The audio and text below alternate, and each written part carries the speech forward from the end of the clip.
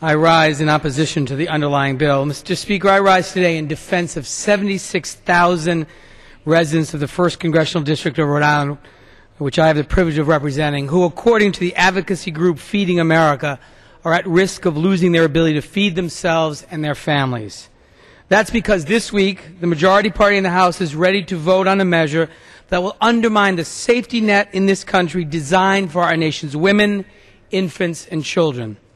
Mr. Speaker, we all know that one of the greatest challenges before us is reducing our deficit. But we have to do it in a way that's consistent with our values, consistent with the values of our great country. And this week, we'll be voting on a measure that fails those values miserably. If the majority party has their way and denies necessary funding to a critical safety net for some of our nation's most vulnerable citizens, nearly 1,000 women, infants, and children in Rhode Island's 1st District will be denied the assistance they need to survive. WIC represents the most basic obligation we have to our fellow citizens most in need: food and nutrition. On top of that, it's an incredibly cost-effective program, serving nearly 10 million Americans each year and costing less than $100 per person. In my district, more than 18% of the residents suffer from food insecurity and depend on WIC to make ends meet.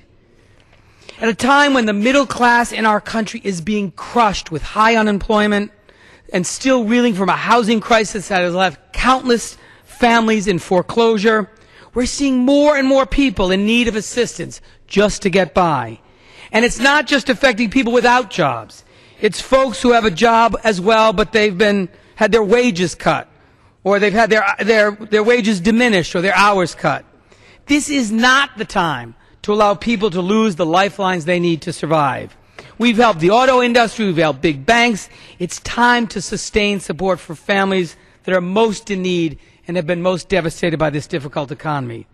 And yet we see again this week another attack by the Republican majority in the House on working families, while they continue to fight to protect subsidies for big oil and to protect tax breaks that are outsourcing jobs overseas.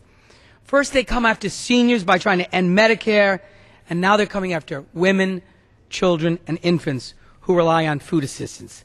We should not be destroying programs upon which citizens rely for their most basic needs in order to fund tax breaks for millionaires and billionaires or big subsidies for the big oil companies.